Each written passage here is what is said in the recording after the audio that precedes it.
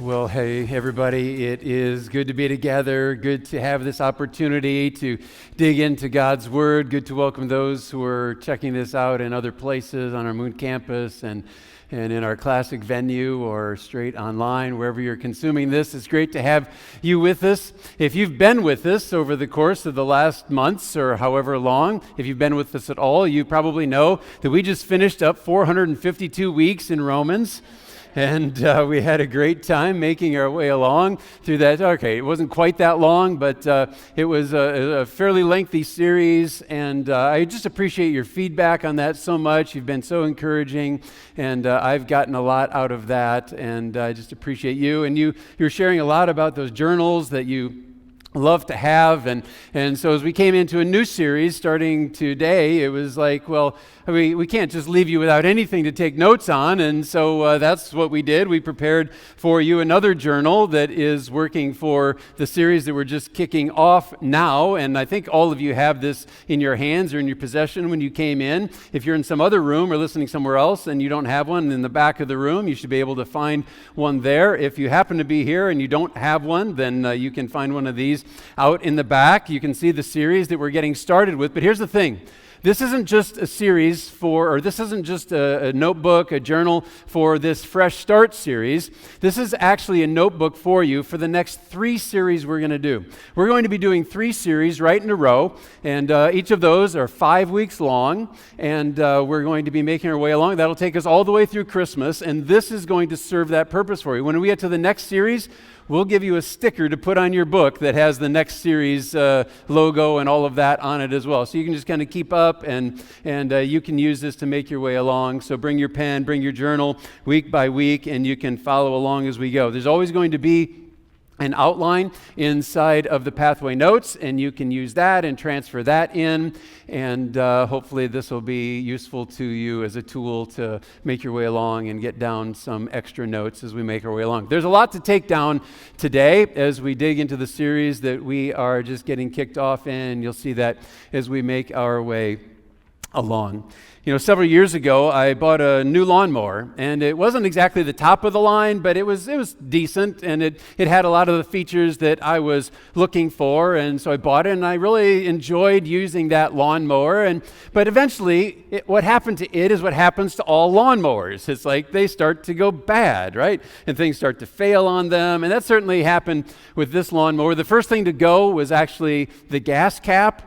It started leaking, and so if I would mow on the side of a hill or something, it would start to leak out where the gas cap was supposed to be holding it all in, and creating, a dangerous situation. It lit on fire a few times and burned my legs. But other than that, I didn't do that. But so I tried to rig some things up. I couldn't get a new gas cap, and I couldn't get a new seal, and so I worked something up with some stuff that I had, and it stopped for a while, but then it started failing again. The next thing to go bad was the little flap on the back of the mower. You know what I'm talking about? So if you're mowing, you're pushing along, that if you run over something, it doesn't come and impale your legs.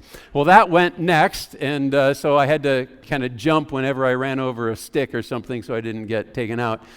The next thing to go was the cable that ran to it was self-propelled, so the cable that ran to that snapped.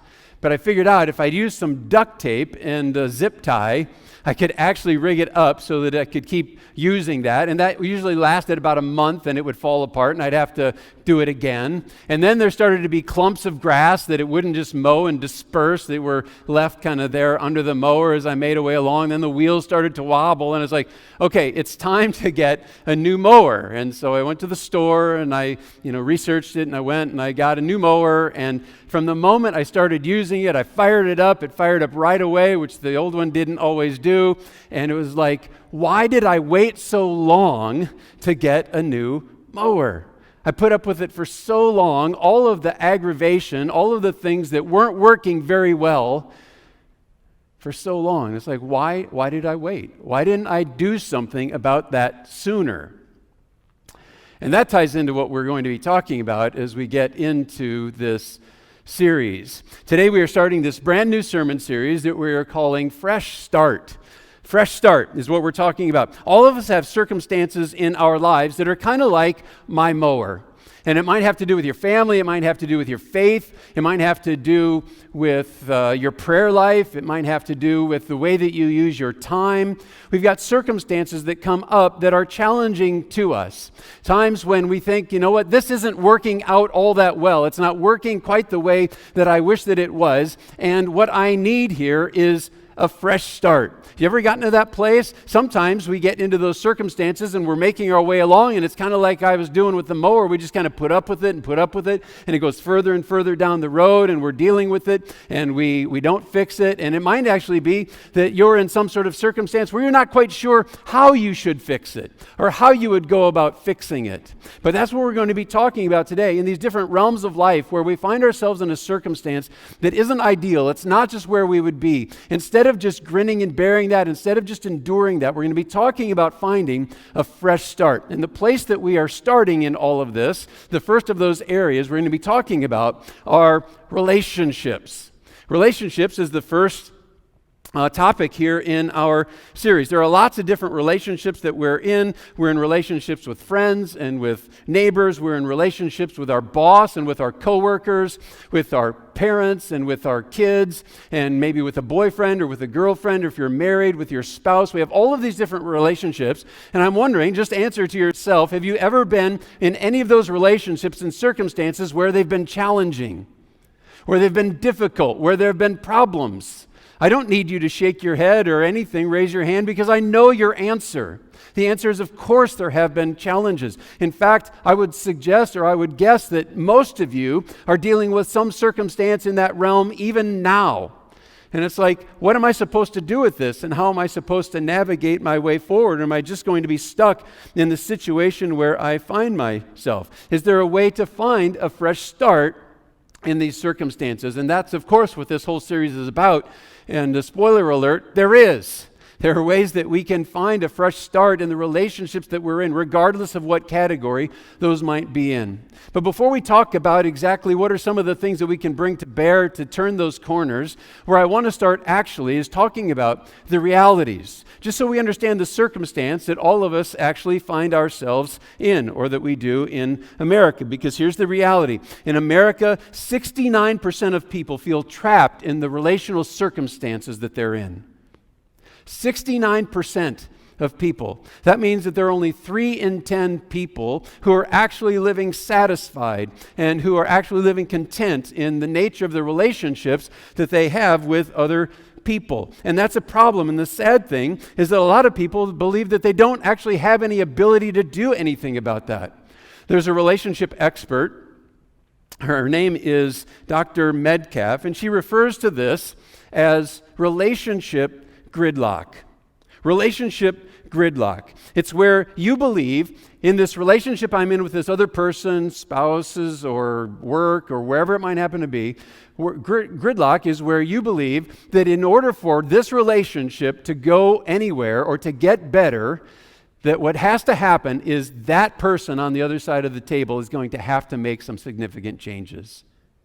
And at the same time, the person on the other side of the table is thinking, if this relationship is going to get better or going to go anywhere at all, the person on the other side of the table is going to have to make some significant changes. And so both are taking a look, and both are laying the blame at the foot of the other person. And as a result, we end up in relationship gridlock is what happens. And the majority of people feel stuck right there. Now, it's possible that you would have this experience in one relationship and not another. It's important that we would understand this, because you might be sitting there, and oftentimes we come to this topic and we think, you know what, I'm pretty satisfied with the relationships in my life.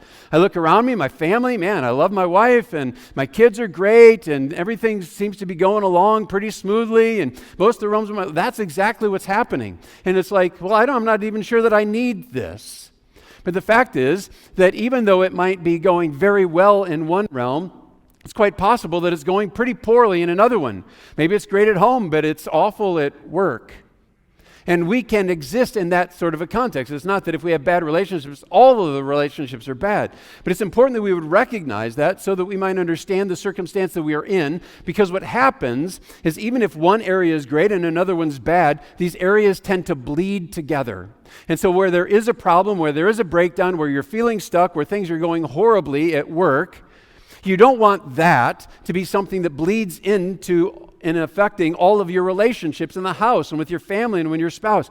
But that happens all the time, doesn't it? You know that. You know that when there is some circumstance going on, you can't just compartmentalize that. It seeps in, and sometimes it can actually seep in so much that it works to destroy the nature of a different relationship along the way.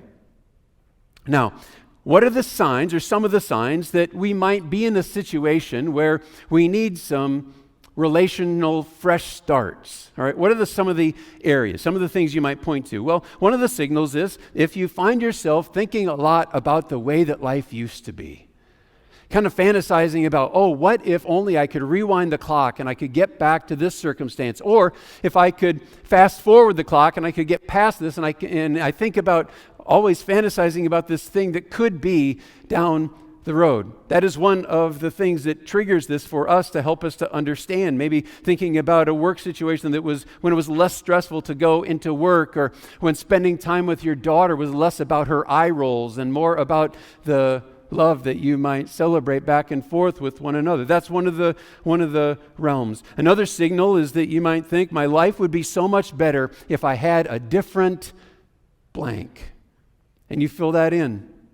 Spouse, different kids, different boss, different pastor. I mean, whatever it is for you that you would raise up high. When you find yourself saying, oh, if only this were different, that's a signal to us. Another signal is that if you ever have the urgency to just get up and leave. It's like my fantasy would be that if I could just be gone from this situation, that if I never had to deal with that person again, if I could just be up and off and on into some other new situation. If you're thinking those are signals that there are probably some areas where you feel a bit stuck. And for many people, that is the way that they solve it, is they get up and they just bolt, they just leave, they just go. And if you're in any of those sorts of situations, relationship gridlock is probably something that you have been experiencing. So you quit your job, or you move out of the house the moment that you turn 18, or you ghost your boyfriend or your girlfriend because you just want to be done with it. Jesus told a story about a guy who felt stuck in the life and the relationships that he had, and he wanted to get out. So he went to his father and he asked, or could say that he demanded this here. He said, "Give me my share of the estate." It was the only way forward that this guy could see. The only thing that made sense for him was that he would get up and get out of the situation that he was in, that he'd leave everything that he had behind, especially the people behind, and he would go off into this fresh start, this better future for him. He was a part of this 69% who feel trapped. And whether it's one or more areas, there may be the circumstances that you're dealing with yourself today. We all find ourselves in relationships where this is the case at points and times. So those are some of the realities. But how do you get there? I mean, how do we get ourselves there? How do we get into a position where we're stuck? Where we wonder, how do I get myself out of this? Or where we have these fantasies about just being done with this person and moving on to something else. Well, that's what we want to talk about next. Let's talk about some of the threats.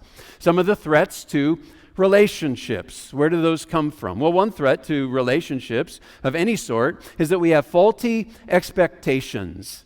Faulty expectations.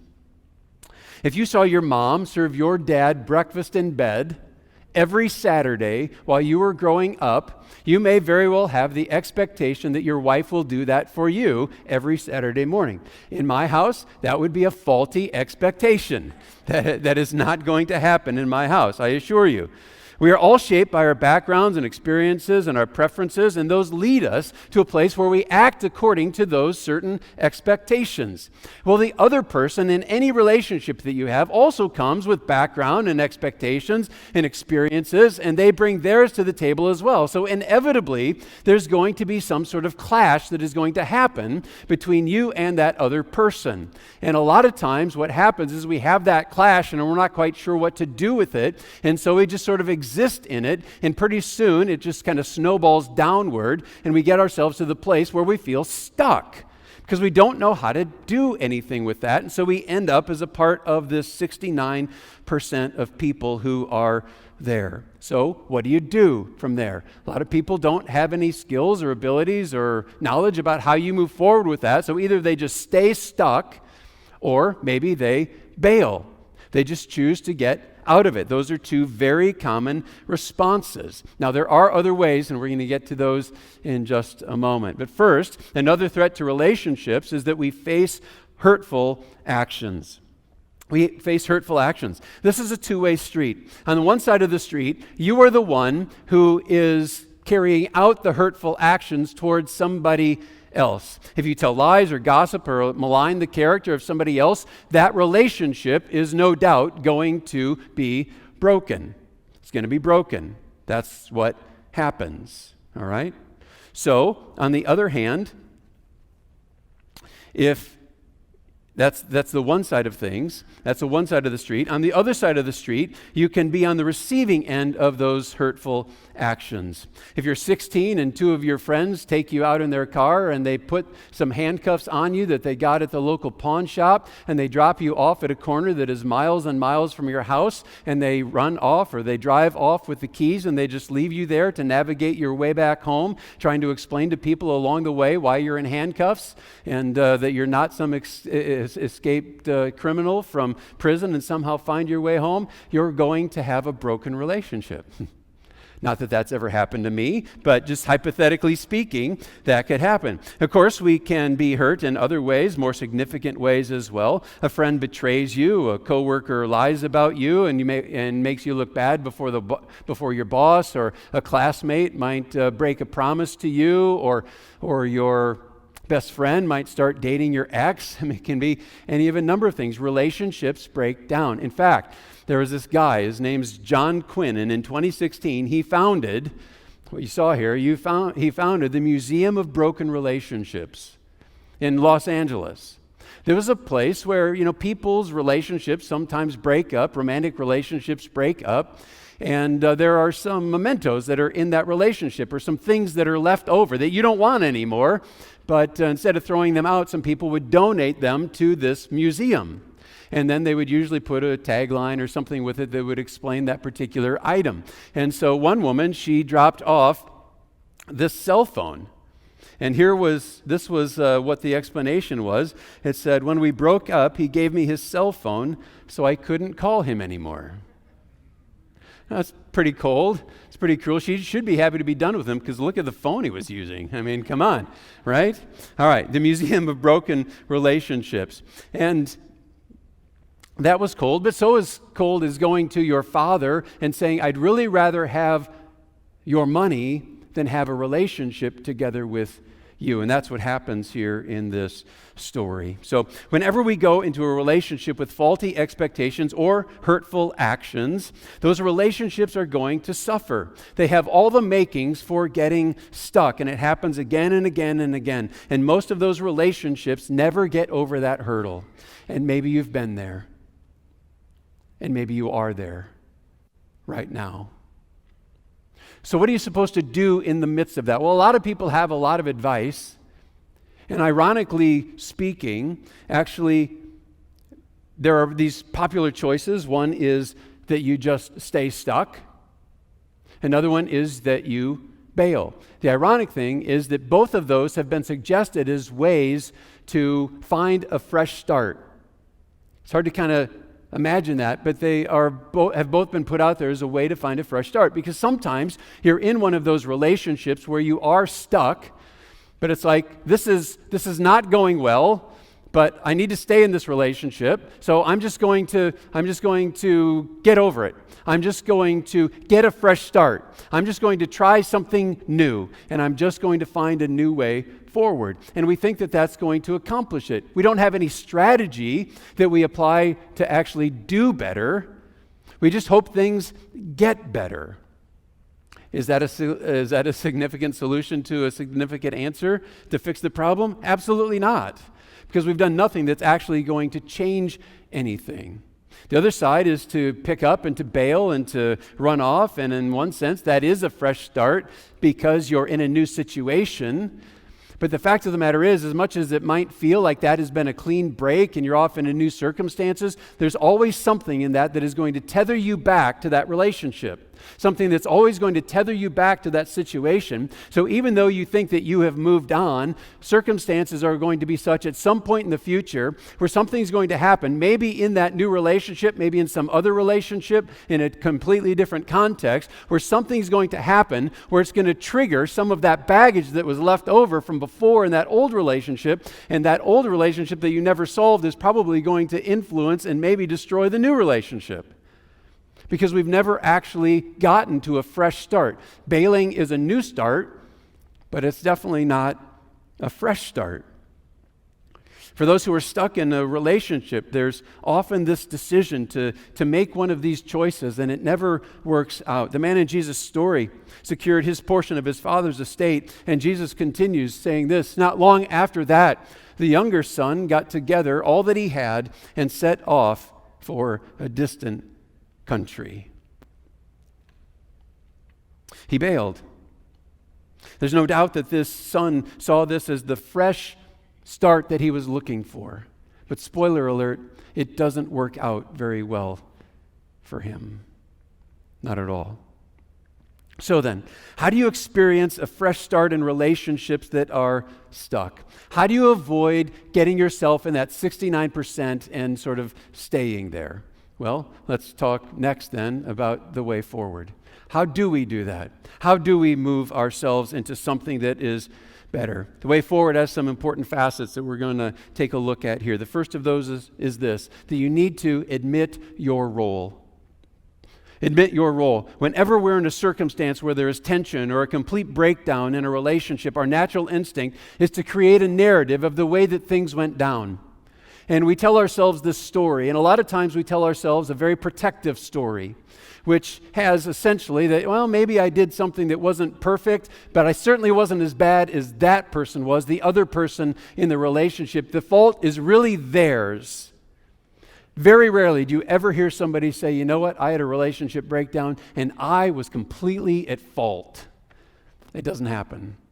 People don't say that because we're wanting to be self-protective. We're wanting to tell a story that makes us look better. And oftentimes we tell that story to people and they feel so bad for us. And we start to embrace the story as maybe even being truth. And we just keep propagating it over and over.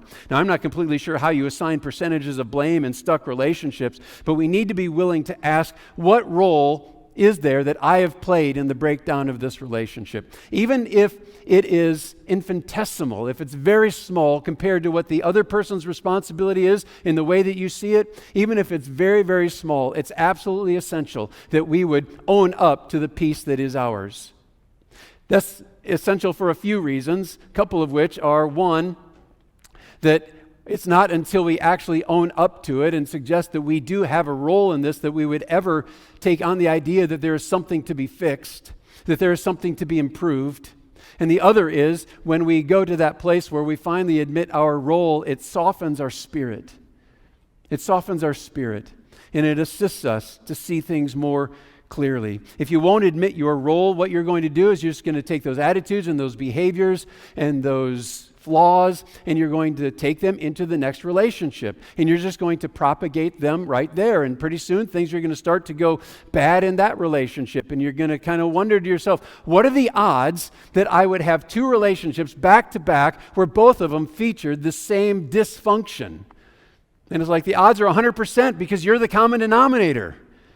You're the one who brought that into this new relationship yourself. So there's no surprise at all that that is what has happen. But if you admit your role, it brings you to the place where you can actually bring it out into the open, where you can work on it, where you can trim away the things that aren't helpful, where you can honestly say to yourself, what is it that I brought to this relationship that caused it to go the direction that it did, so that we can honestly evaluate and get rid of it, so that we don't keep propagating that in the next relationship or the next one. Or the best way to see fresh starts in relationships isn't even to have one end and now I can start into this new one and I'm not going to bring that baggage, but rather that the fresh start would happen in that relationship so that it might be restored. That's always the best way to apply a fresh start, not just to get out of something so that we might try something brand new. Man in Jesus' story gets stuck in his relationship with his father and he goes off with his inheritance. But it doesn't turn out to be the fresh start he was hoping for. In fact, things go very, very poorly for him, about as bad as you can imagine. But until he bottomed out in his new location, he wasn't willing to admit his role, and it kept him from experiencing the fresh start that he was looking for all the way along. But something's about to change.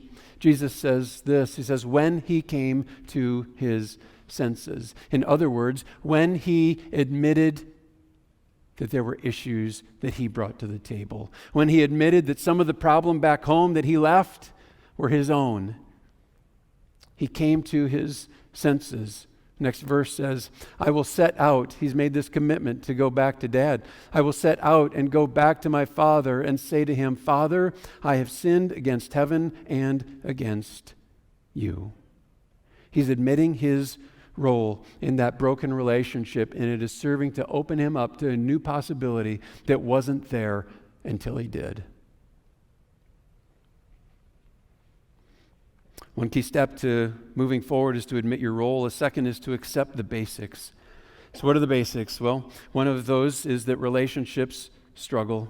Every relationship, whether it is romantic relationship or in the family or in the workplace, is bringing together two imperfect people, each of whom have their own preferences and their own opinions and their own desires, and putting them together in a room, in a relationship with one another. And again, there's going to be conflict. It's naturally going to happen. You can't avoid that. Now, it can be overcome, but until we acknowledge it and recognize it for what it is, we might be just angry at the other person because they just don't get me, when the truth is that you don't get them either. And that's what's causing the breakdown to begin with. Doesn't mean you can't figure it out, but there's no shame in admitting that there's a struggle. I know of one woman, she had been married just over 2 years, and she came home to her parents just sobbing, just weeping. And her mother said, "What's wrong?" And she said, "We just had our first fight." And with that, Dad piped up and he said, "Oh, thank goodness. For a minute, we thought there was something wrong with you two, that you weren't fighting, that there weren't any issues, that there hadn't been any struggles that you were willing to acknowledge." Truth is that every relationship will have times of tension, but tension can be resolved. The problem comes when we refuse to admit that there's any issues because it means that we aren't willing to put out there a basis from which to grow and to develop and to see relationships mended. Another basic tied to this experience is that time is your friend. How many times have you seen somebody break off a relationship or maybe a marriage end, and the next time you turn around, they're already in another relationship? Have you seen that? I'm sure that you've seen that. It happens all the time. The problem, though, is that growth takes time, and if you don't take that time, you're not healing from the circumstance that you were in before. And so again, you're just propagating the situation as it was. You haven't learned, you haven't grown. Sometimes we think, well, time is running out, and here's an opportunity, here's a person that seems to like me, and so if I don't jump at this, there might not be another person that comes along, and so we do jump at it, and before we know it, we're having struggles and problems and issues together with that person, and we're wondering what in the world happened. Well, you happened. There's no problem with taking time. God is sovereign. God has your relationships in store. He can lead and He can guide, and you can rest in those things. But when we insist on pushing our own way forward, we can get ourselves in a situation where we're just propagating the problem and the issue. What's happening is that you're trying to put on something new without clearing away that which was underneath it. You're just trying to layer something on top of the issues and the problems. I had that very sort of thing happen to me when I was doing some painting. There was this thing outside. It was this metal pole that was outside, and it needed to be painted. But I was in a big hurry, so I didn't take the time to prep it. I didn't scrub all of the rust off of it. I didn't prime it. I just painted it, and it looked great for about 6 months. And then things started to go bad, and the rust wore through, and the paint started to chip, and it looked worse at the end than it did before I ever started. And that's just how relationships work as well. If we don't prep them for success, they're ultimately going to struggle. And we're going to end up in that place where it seems like we're at this dead end where we don't know what to do with it because we haven't taken the time. And we wonder, why are the problems just continuing to come back? Why do I find all of these deadbeat people to be in relationship with when we could fix and solve those issues if only we would take the time? Time is our friend. So there's no need to push into the next thing when you just come off of something that has been challenging. Healthy way forward to a fresh start requires that you would admit your role, accept the basics, and lastly, adopt a new course. The new course is your fresh start. So let me just highlight some essentials. Let me just draw these out of this, what might be able to assist us as we make our way along. One key to a fresh start is to get rid of sin. Some fresh start. Keys to a fresh start. Get rid of sin. One of the reasons that relationships break down is because we're living outside of the will of God. We're doing things that God simply has not set us up to do, and He's the one who enables us to live positively in relationships. So if we're choosing to keep God at an arm's length and do our own thing and go our own way, it should be no big surprise. It could be that you wrestle with pride or anger or greed, and those are all going to stay in the way of a healthy relationship with your boss or with your kids, or you may be bringing selfishness and impatience and pornography into your marriage, and that's going to destroy what's going on in that relationship as well. For there to be a fresh start, we need to stop hiding the sin. We need to stop propagating the sin. We need to stop allowing that to be present. And maybe it's a sin that is directly related to that person, but whether it is or it isn't, the fact that that sin is present is something, and just unrepentantly present in your life, it's going to impact that relationship. You can expect it. Proverbs says this. It says, whoever conceals their sin does not prosper. That's pretty straightforward. Certainly true in relationships. Another key to adopting a new course for a fresh start is to humble yourself. To humble yourself. We've already pointed out that self-interest and pride cause relationships to fail, and the perfect antidote to all of that is humility. Humility. Where that is present, you find people who stop insisting that their way has to be the way that things move forward. You find that people are starting to move forward in this context of making a sacrifice towards somebody else because they're considering their needs above your own. And that enables you to thrive in relationship because you're looking beyond yourself for a benefit for someone that is not just you. And that always is something that is a blessing that helps to provide a fresh start. Here's what the scriptures say in this regard. In Philippians, this is the person that we were just talking about. Do nothing out of selfish ambition or vain conceit. Rather, in humility, value others above yourselves. Another key to a fresh start is to confront when necessary. To confront when necessary.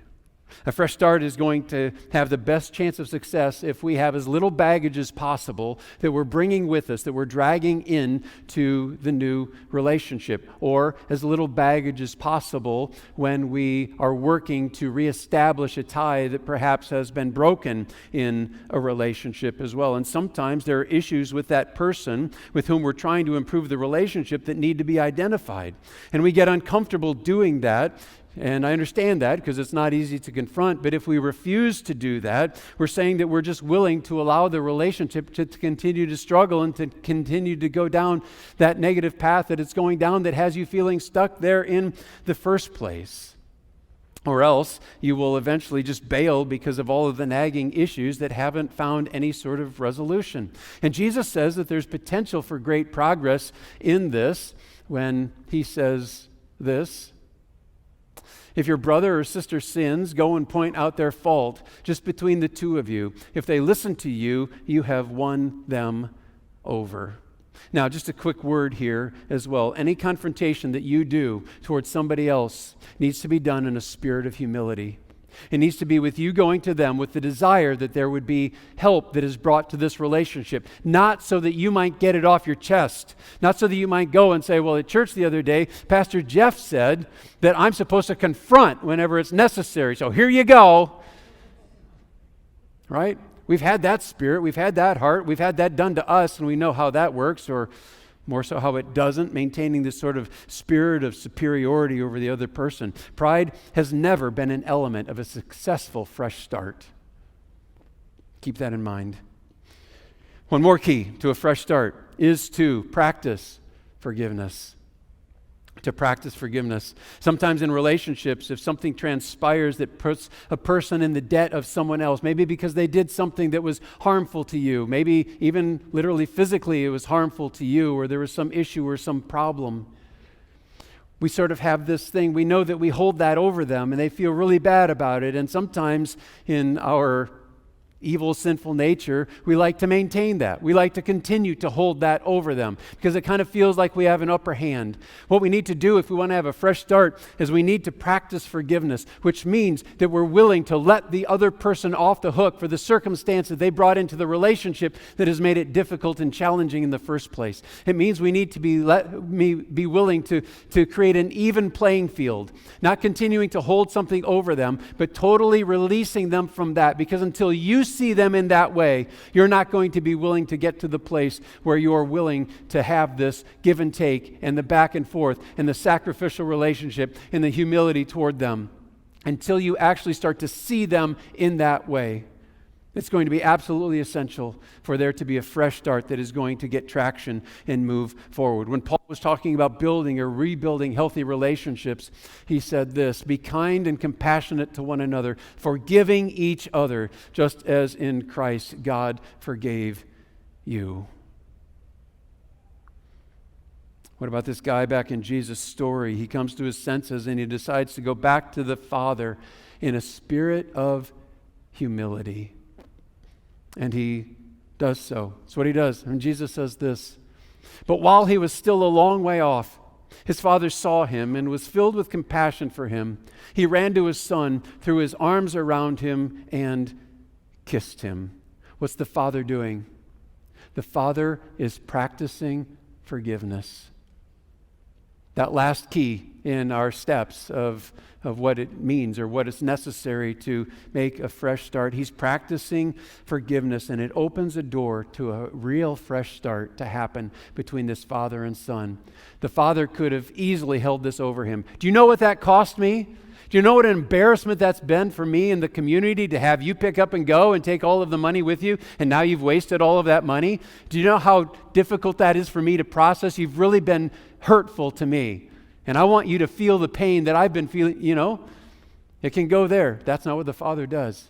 He practices forgiveness. And it's the thing that was absolutely essential for this relationship to ever be restored and for there to be this fresh start that existed going forward between them. It's a beautiful thing. And you can experience that same sort of beauty in the relationships that you're in today. Think about those relationships. What are they? Think about some relationship where you're stuck. I know it might be very difficult to imagine that there could be a move forward that would help you to get onto a brand new plane in that particular relationship, because we have ones and they tend to just spiral downward and downward. Why? Because we're not practicing any of these principles, because they're not treating us this way, and so we're not that intent on practicing them going back. And so we end up just living in tension over and over and over. Might be with a boss or with an estranged child, maybe with your marriage that's failing. Are you willing to take some of these principles and take and apply them? Because until you're willing to do so, you're relegating yourself to being stuck, to being in the 69% of people who don't see a way out. That's a really important question that we would answer positively going forward, because here's the thing, sometimes it's almost easier to live in the dysfunction of what we already know than to do the work to overcome it. Can I say that to you again? Sometimes it's easier to live in the dysfunction of what we already know than to do the work to overcome it, because it's what we know. And sometimes that just feels more comfortable because we're already in it. And even though we don't like it, even though we complain a lot about it, in our minds somehow it seems easier than unearthing all of that and working for a fresh start. This is why people end up staying in abusive relationships. Because it's easier oftentimes to just stay with what you know, as horrible as it might be, than actually turning a corner and going a direction that can be transformational and bring the fresh start. Remember my mower? The new mower that enjoyed so much because it was so different than what the old one was?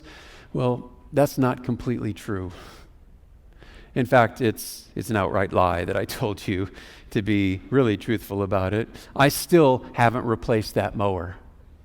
Everything that I told you about the mower is exactly true and more so. But I've been putting off replacing it. Why?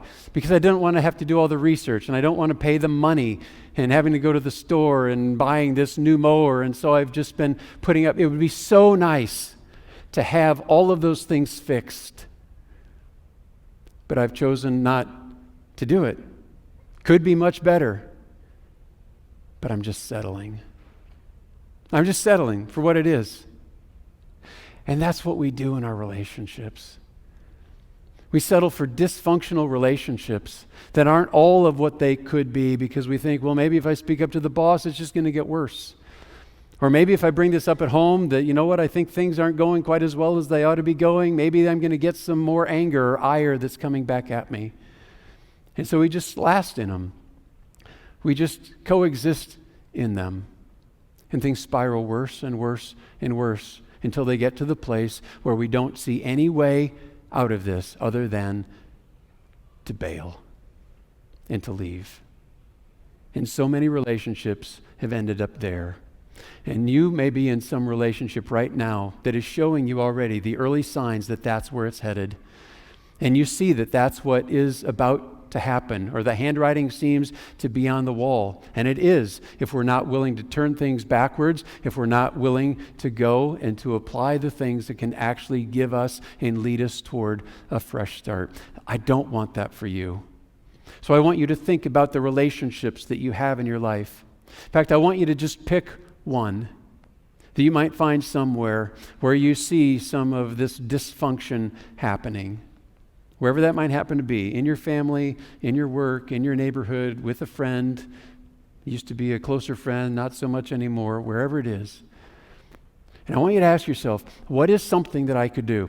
What is maybe one of these things that I need to apply in my own life first, or certainly to demonstrate toward them, humbling yourself toward them?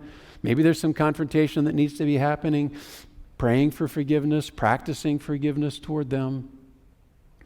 What is just one relationship? Maybe you have several where you can take and apply this. But I want to be sure that we don't just sort of leave this here, but that we pick it up and we take it with us and we put it into practice in the relationships that we are in. What is one where you can take and apply that this week? Speaking to them, working in such a way that would transform that relationship. Friends, do not allow yourself to remain stuck in relationships that are not what they are supposed to be. Pick up, move a new direction, because that's what God intends for us. The relationship that He desires to have with us is one that is perfect and that it is open. Now, it might be that you possibly are in a spot where you would say, you know what, that relationship isn't everything that it ought to be. I could use a new start, a fresh start there. We're going to be talking about that as the series goes on as well. But for this week, as we go from this place, take and apply these circumstances in that one relationship that you're thinking about and just see where it goes. It might just surprise you. I know you're already thinking there's no way things are going to improve there. And if that's the mindset, you're absolutely right. There's no way that they will improve. But if we'll take this forward, I believe that we very well can and prayerfully will see the foundation, the beginning, the seeds of that fresh start right there. Let's pray. Heavenly Father, we all have circumstances where we have relationships that have broken down, that are troubled, that are problematic, where we may feel stuck today in those relationships. We don't need to stay there.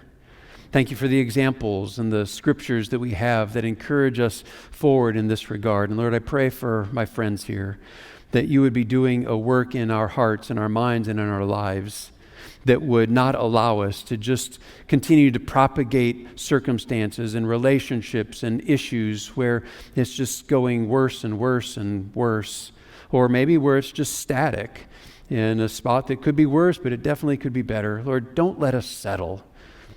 Help us to take these issues, these thoughts, these principles, and apply them into these relationships, that we might see health, that we might see relationships restored where there's been pain, where there has been problems, so that we might live together, united with one another in the relationships that we have. So Lord, encourage us today.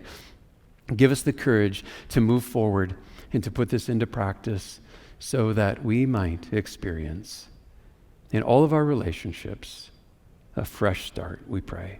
In Jesus' name, amen.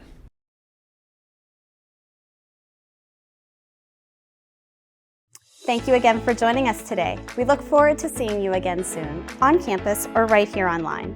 Have a wonderful week, everybody.